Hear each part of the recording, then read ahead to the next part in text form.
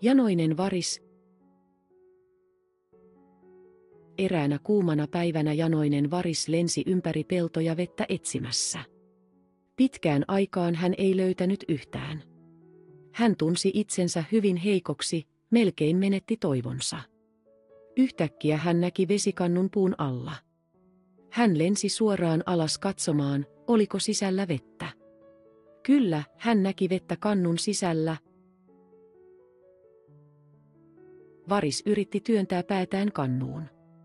Valitettavasti hän huomasi, että kannun kaula oli liian kapea. Sitten hän yritti työntää kannua kalistumaan, jotta vesi valuisi ulos, mutta kannu oli liian painava. Varis mietti hetken lujasti. Sitten hän katseli ympärilleen ja näki kiviä. Hänellä oli yhtäkkiä hyvä idea. Hän alkoi poimia kiviä yksitellen pudottamalla kukin kannuun.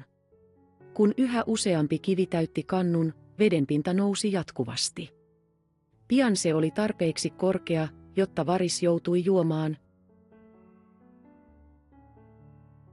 Hän joi vettä. Hän lensi pois onnellisena.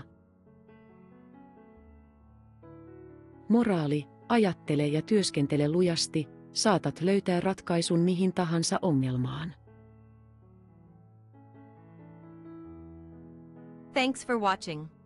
Don't forget to like, comment and share.